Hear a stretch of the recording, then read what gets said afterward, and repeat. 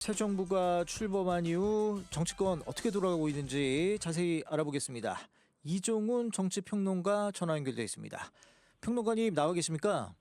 네, 안녕하세요. 예, 평론가님, 이재명 대통령이 취임한 지 오늘로 6일째입니다. 네. 어떻게 이재명 정부 좀 잘하고 있는지 궁금한데요. 어떻게 보십니까? 그런 평가를 내리기는 빨라도 너무 네? 빠른 게 아닐까. 그런 생각이 일단 들고요. 예. 지금은 뭐 전체적으로 보자면 초반 세팅 과정이다. 이렇게 봐야 되지 않겠습니까? 예. 그래서 뭐 성과를 논하기도 좀 너무 이르고, 음. 다만 이제, 지금 그나마 이제 방향성을 우리가 이제 좀 가늠해 볼 수 있는 초반 인사. 예. 그게 이제 굉장히 중요하다 보니까 거기에 이제 관심이 많이 가고요. 특히 예. 뭐 윤석열 전 대통령 같은 경우에는 그 초반 인사 때문에 논란이 많지 않았습니까? 예. 그래서 인사 참사 논란 때문에 초기에 지지율이 뭐 뚝 떨어지기도 했고 하기 때문에 네. 아무래도 그 인사에 좀 관심이 많이 좀 이제 모아져 있죠. 예, 말씀하신 대로 인사는 만사죠. 지금 네. 대통령실 인사, 뭐 장관 인사 뭐 속속 되고 있는데 보니까 현역 의원들이 줄줄이 대통령실로 들어가고 있어요. 이거 어떻게 보세요? 예. 뭐 이제 장단점이 좀 다 있죠. 예. 그리고 이제 또 보니까 경제 라인 쪽에는 또 교수님, 전직 교수 출신들도 좀 많이 좀 투입이 되고, 예. 그래서 뭐 아직까지 다 완결된 상태는 아니기 때문에, 뭐 한 가지 딱 특징을 잡아서 이야기할 수는 좀 없긴 한데, 예. 그래도 주요 포스트에는 이제 본인하고 오랫동안 호흡을 맞췄던 인사들을 이제 이렇게 곳곳에 이렇게 배치를 하면서 예. 그러면서도 지금 뭐 대통령실 설명대로 뭐 통합지향적인 인물, 예. 또 경제 특히 라인 같은 경우에는 성장에 좀 방점을 둔 그런 이제 인사들을 이제 좀 많이 좀 기용을 하는 그런 그 면모를 보이고 있다. 예. 그래서 본인하고 호흡을 이제 어찌됐건 이제 맞춰서 가야 되기 때문에 대통령실 같은 경우에는 뭐 역시 이제 그 부분을 조금 더 중시 좀 하는 것 같고요. 예.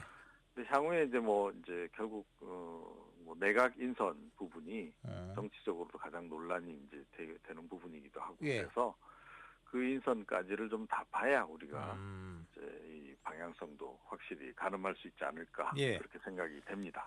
근데 평론가님, 보통 이제 그 인사청문회가 좀 이루어지잖아요. 장관들은. 그랬을 네. 경우 이제 보통 그 정치인들은 좀 검증이 됐으니까 이거 빨리빨리 일을 하기 위해서 현역 의원들을 내각에 넣는 거 아니야? 뭐 이런 식으로 보시는 분들도 계시더라고요. 거기에는 동감하세요? 뭐 이제 그럴 수도 있고 아닐 수도 있다 이렇게 좀 생각을 합니다. 예. 그러니까 정치인들을 이제 장관직으로 기용하는 게 또 그거 역시 장단점이 좀 있거든요. 또 부처 관점에서 어떤 부처는 좀 선호하지만 어떤 부처는 조금 이제 부정적으로 이제 반응을 보이기도 하고 이제 근데 그러는데. 공무원들은 좋아하긴 하더라고요. 실세 정치인들이 오는 걸. 그러니까 예를 들어 이제 실세 정치인이 오면 이제 아무래도 부처에 힘이 실릴 그쵸. 거기 때문에 이제 그걸 좋아하긴 해요. 어. 그런데 이제 아무래도 이제 국회의원들이 행정을 또 잘 아시는 건 아니거든요. 이제 그러다 보면 예. 약간 이제 뭐 좋은 표현으로 과도하게 정무적인 판단을 개입되시면 예. 공무원들이 좀 힘들어하기도 하고 약간 좀 사고가 나기도 하죠. 간혹 과거 보면 이제 그런 부분들이 좀 있고 뭐 가장 안정적인 것은 사실은 이제 그냥 그 조직 내에서 승진 인사를 이제 시키는. 예. 예를 들어 뭐 전직 차관 출신을 장관으로 기용한다거나 이제 차관 이런 정도면 사실은 상당히 이제 검증이 된 인물들로 봐야 되잖아요. 예.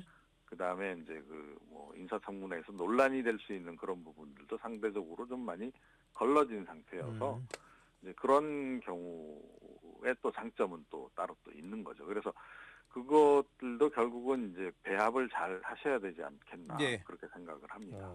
예, 인사가 많사니까 관련해서 하나만 더 여쭤볼게요. 네. 아니, 국무총리에는 김민석 그 의원이 그 언론 보도대로 내정이 됐고, 그 정무수석에는 우상호 의원, 그리고 비서실장에는 강우식 의원.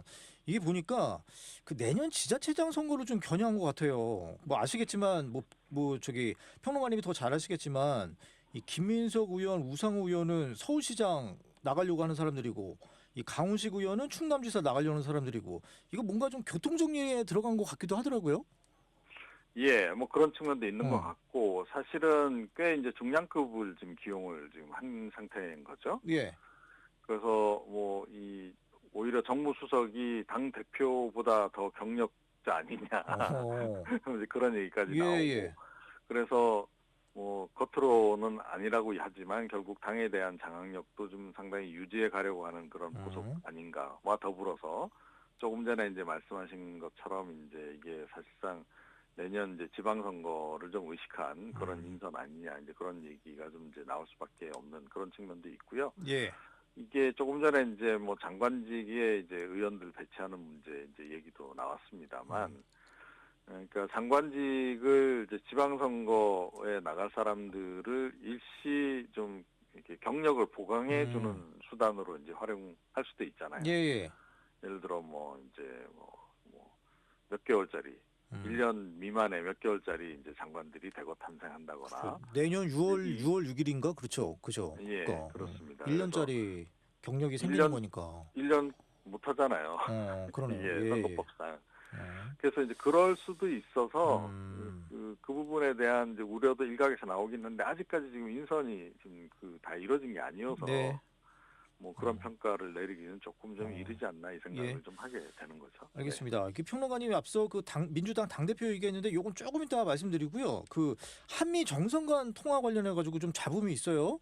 이게 네. 원래는 그 취임 당일날에 트럼프 대통령과 통화하기로 돼 있었는데 이게 한 며칠 미뤄지다 보니까 국민의힘 의원들은 이 통화 지연을 두고 야 이거 매우 이례적이다. 이거 문제 있는 거 아니냐. 뭐 또 어떤 의원은 코리아 패싱이다. 뭐 이렇게 좀 뭐 얘기하시는 분도 있는데 평론가님 어떻게 보십니까?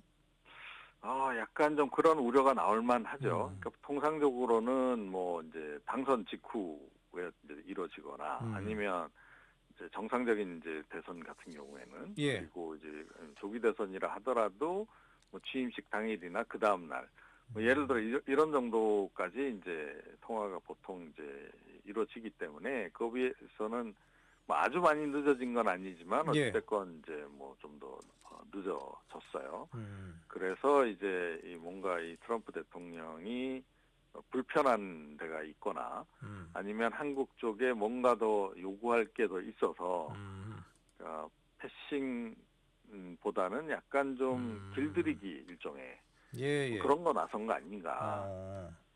이제 그런 이제 분석도 일각에서 나오고 있긴 합니다. 그런데 모르겠어요. 트럼프 대통령이 사실은 굉장히 좀 예측 불허의 행동을 좀 많이 하시는 그런 그 캐릭터라서 예. 그걸 그렇게 봐야 할지는 모르겠는데 그런데 아마 조금 불편하게 생각하실 수는 있겠다 이런 생각이 좀 들어요. 왜냐하면 트럼프 1기 때 문재인 전 대통령 예. 시절 아니었습니까? 그때 그때도 조기 정권, 대선이었죠. 예, 진보 정권 시절이었는데 그때 한미 간에 뭐 이제 북미 뭐 정상회담이 진행되는 속에서도 약간 갈등이 계속 좀 있었던 바가 있어요. 예, 예. 그래서 아마 그 트럼프 대통령 입장에서는 그 일기 때의 기억, 그게 좀 이제 작용했을 수도 있다. 그래서 이 자기가 주도권을 뭔가 잡기 위해서 이런 게 좀 필요하다. 이런 판단을 했을 수는 있다. 이렇게 생각합니다. 아, 그렇군요.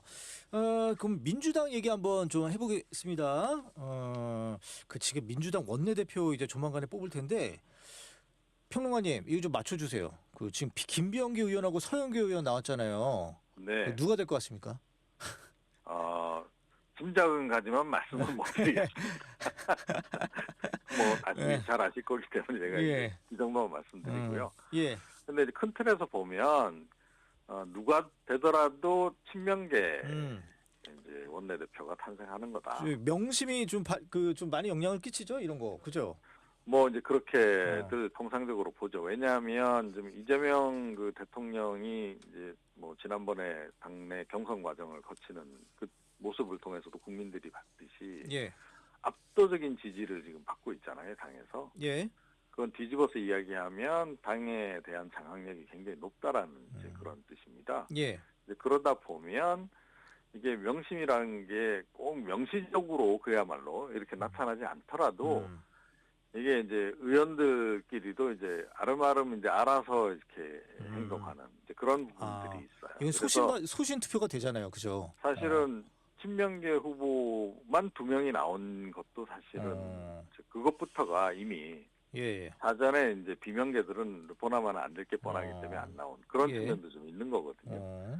그래서 뭐 대통령실이나 뭐 이재명 대통령은 자기는 이제 뭐 당에 직접 개입하지 않는다. 예. 그리고 의원 단톡방에서도 지금 나가셨다는 거 그렇죠. 아니겠습니까? 예전에 당무 개입 때문에 논란이 많았으니까요. 그렇습니다. 특히 뭐 이제 윤석열 전 정권 예. 때 이제 논란이 많았었기 때문에 가능한 한 거리를 두는 듯이 이제 보이긴 하는데 이제 예. 외견상 보이는 것과 문 밑에서 또 이렇게 진행되는 거는 또 우리가 또 이제 당장 알 수가 없잖아요, 그죠? 예. 시간이 좀 지나면 이제 확인이 되긴 할 텐데, 뭐 그런데 뭐 하여튼 누가 되더라도 굳이 명심이 실리지 않더라도 누가 되더라도 결국은 이제 친명계 이제, 원내대표가 탄생하는 거다. 예. 그렇게 이제 일단 보시면 될 것 그렇군요. 같습니다. 아니, 우리 청취자분들을 위해서 약간만 설명을 해드리면 이 대중적인 그 뭐랄까요, 그 인지도는 서영교 의원이 뭐 높다. 그리고 김병기 의원 같은 경우는 이재명 대통령과 좀 더 가깝다. 뭐 이런 얘기가 좀 돌긴 하는데 이거 한번 좀 결과 한번 보시죠. 그래요. 그러면 이 당대표 얘기하고 싶은데 이 민주당은 8월에 전당대회 하잖아요. 네. 아무래도 이게 원내대표와 당대표 이거 좀 같이 가는 거 아닙니까? 그러면은 이 원내대표, 당대표 이러한 좀 그 뭐 연계성을 발휘해 가지고 좀 쌍으로 움직일 것 같기도 해요. 뭐 그런데 결국 당 대표도 친명계 중에서 누군가 될 가능성이 높다라고 봐야 되는 거죠. 예. 현재 상황 누구예요? 속에서는. 또 안 가르쳐 주실 거죠? 예, 그건 예. 못 가르쳐 드립니다. 예. 예, 근데 그렇기 때문에 이제 그 제가 조금 전에 이제 그 우상호 이제 그 수석 관련해서 좀 말씀을 드렸습니다만 우상호 수석 좀 이 당에서도 상당한 중진 아니겠어요? 그런 분이 또 거기 가 계시고 이제 당 대표도 이제 중진 가운데 이제 어떤 분이 이제 하시게 될 텐데 예. 이게 뭐 두 분의 관계가 이제 어떻게 될지는 이제 대표되는 분이 어떤 분이 될지가 아직 확정이 안 됐기 때문에 뭐라 말씀드릴 수는 없는데 예. 이게 당보다는 오히려 그 대통령실의 그 정무수석이 더 이른바 그 급수로 더 위일 수도 있다. 이렇게 되면 그게 뭐 자연스럽게 예. 아무래도 이게 뭐 의도치 않더라도 약간 상호관계 비슷하게 이렇게 이제 유지 관리가 될 가능성이 예. 없잖아 있는 거죠. 네. 그러니까 이제 우리 청취자분들 잘 모르실 텐데 이 정무수석은 대통령실과 국회, 그러니까 여당의 이제 가교 역할을 하는 그 사람이잖아요, 그죠? 뭐 야당하고도 그죠, 야당과 마찬가지죠. 그죠, 여야와 그러니까 국회와 대통령실 간의 가교 역할을 하는 사람인데 오히려 이제 저기 지금 정무수석으로 온 사람이 우상호 의원이 좀 뭔가 무게감이 있는 사람이라서 그 대통령실에 좀 더 그 무게가 더 실려 있다 이렇게 보신다 이 말씀이신 거죠? 그럴 수도 있다. 예, 왜냐면 아직 이제 당대표가 확정이 안 됐기 때문에. 모르니까요. 네. 예. 그럼 이제 국민의힘 얘기 좀 짧게 좀 해보겠습니다. 아니 지금 김용태 국민의힘 비대위원장하고 권성동 원내대표하고 아주 기싸움을 하고 있어요. 네. 근데 권성동 의원은 저기 사퇴는 하지 않고 사퇴 선언만 하고 있고 김용태 의원한테는 나가라고 하고 이거 지금 무슨 일이에요? 그러니까 결국은 이제 차기 당권 차지하는 그 예. 싸움을 좀 하고 있는 게 아닌가. 이제 이렇게 좀 생각이 들고요. 예. 국민의힘이 내부 사정이 좀 복잡할 수밖에 없지 않습니까? 이제 기존에는 뭐 친윤계가 이제 어찌됐건 이제 주도권을 행사했고 주류이기도 하고. 예. 그런데 거기에 지금 이제 그 친한동훈계가 도전장을 지금 내민 상태잖아요. 한동훈 전 대표도 굉장히 적극적으로 지난 대선 과정에서도 오히려 당권을 겨냥해서 더 이제 움직였고. 예.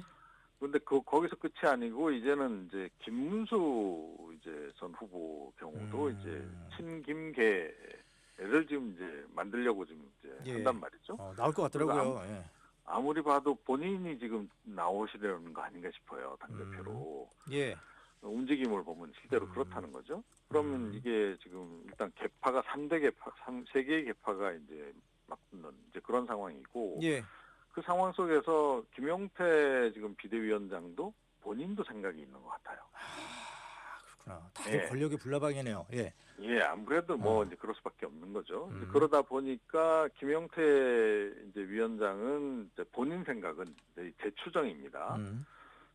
지금 이제 본인이 뭔가 개혁 혁신의 이제 역할을 좀 하고 난 다음에 차기 비대위로 넘기겠다는 식으로 지금 얘기를 하잖아요. 예. 그러니까 개혁 그런 이미지를 최대한 부각시키고 차기 이제 비대위는 관리형으로 해서 그냥 전당대회 치르도록.